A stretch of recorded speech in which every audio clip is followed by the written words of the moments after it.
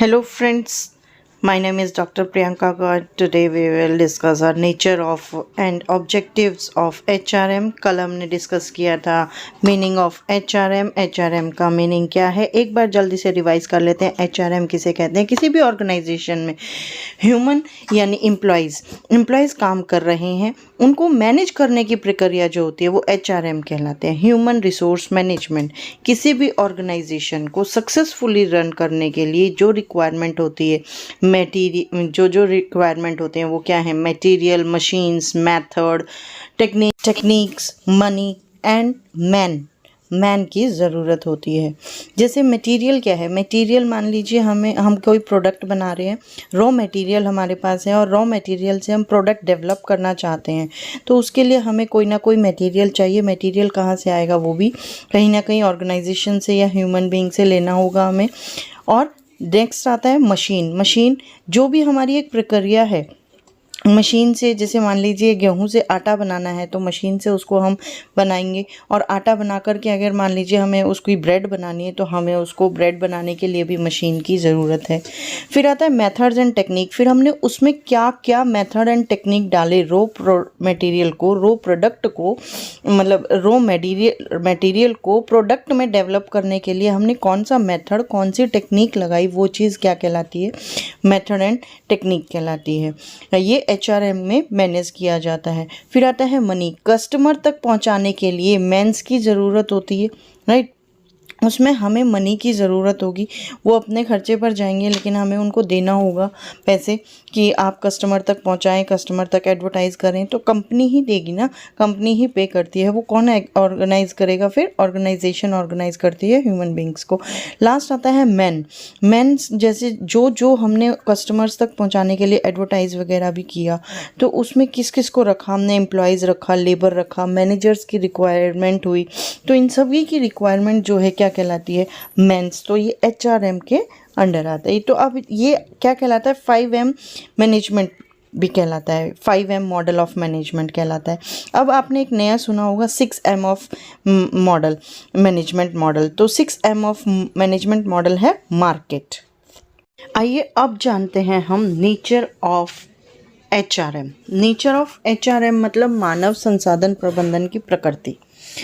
मतलब कि इसमें फर्स्ट आता है कि जो हमारा ये है यूनिवर्सल है. यूनिवर्सल मीन्स आप एक कोई भी प्राइवेट चला रहे हैं कंपनी, या पब्लिक है, छोटी है, बड़ी है, कोई भी ऑर्गेनाइजेशन है, उसमें हर जगह मैनेज करने की जो प्रक्रिया है वो HR कहलाती है. HR मैनेज तो करना ही पड़ेगा काम करने के लिए.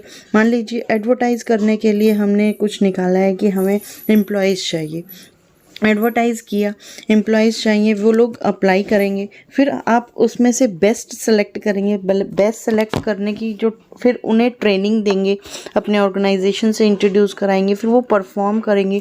परफॉर्म में अगर वो पुअर वर्क दिखाते हैं अपना, तो आप उन्हें फिर से ट्रेनिंग करेंगे अपने ऑर्गेनाइजेशन की. अगर वो फिर काम नहीं करते हैं, उन्हें फिर हम हटा देते हैं. अगर वो कुछ गलत करते हैं ऑर्गेनाइजेशन के अलग, तो उन्हें रेस्टिकेट भी कर दिया जाता है. तो ये सब चीज़ क्या है? ये एक यूनिवर्सल प्रक्रिया है. इसका नेचर कैसा है, कैसी प्रकृति है? ये एक यूनिवर्सल प्रक्रिया है.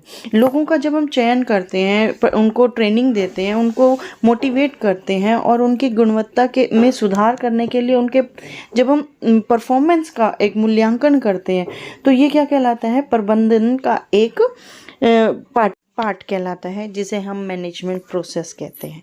सेकंड आता है एक्शन.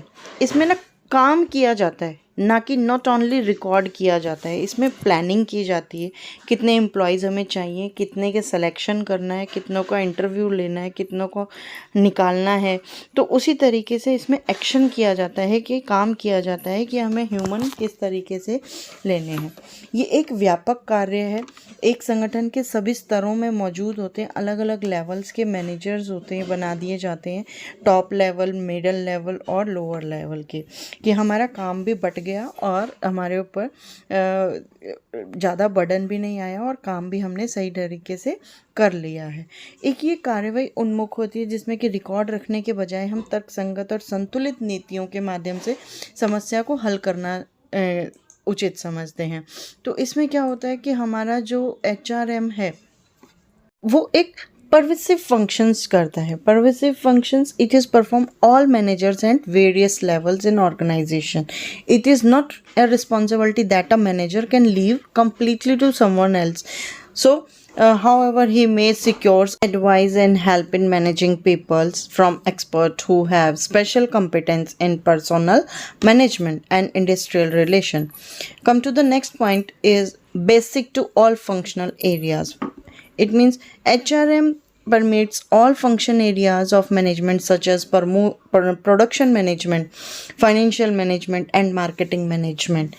इसमें क्या है कि इसमें तीनों का अलग अलग से मैनेजर बन गया, ठीक है, टॉप टू बॉटम के, working in any departments has it perform to personal functions. अब फोर्थ आता है कि people centered है. HRM is people centered and it is relevant in all types of organization. It is concerned with all categories to personnel from top to bottom organization. ये एक broad classification of personnel in industrials में होता है.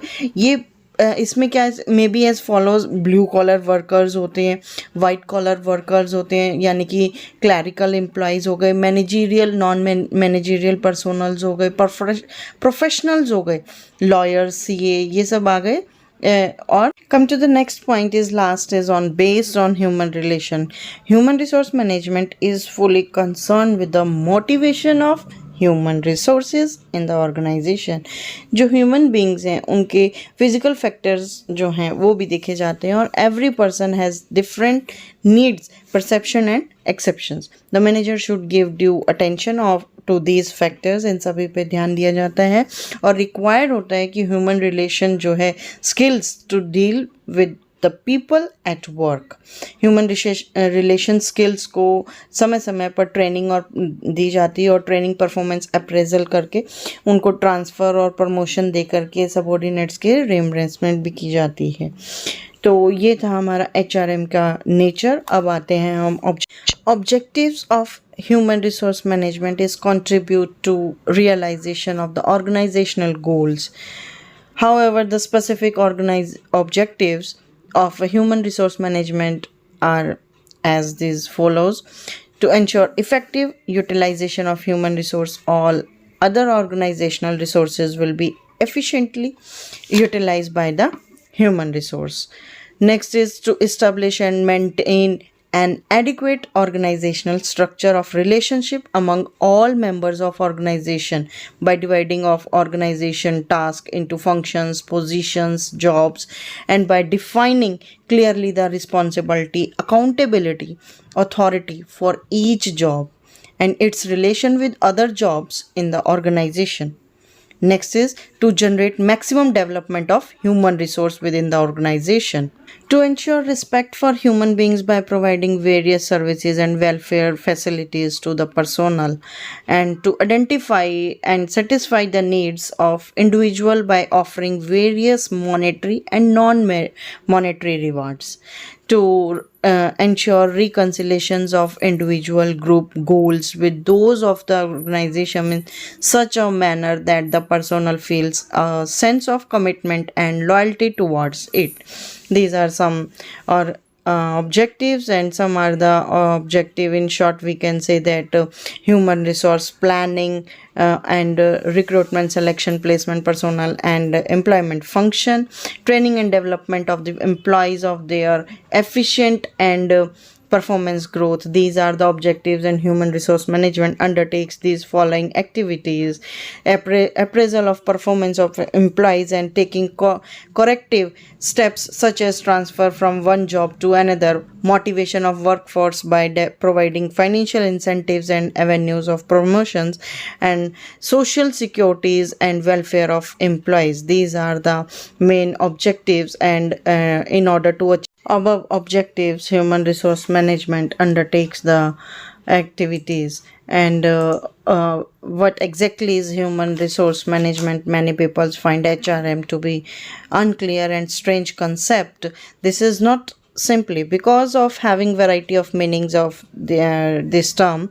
This confusion is mainly due to different interpretation found in articles and books about human resource management. HRM is philosophy of people management based on belief that human resources are extremely important for sustained business success and achieving goals. An organization requires competitive objectives by using its people effectively and utilizing their expertise to meet clearly defined objective. Thanks for watching my channel. Met Dr. Priyanka God. Please like, share and subscribe my channel, and don't forget bell icon. Press bell icon for notification of my new video.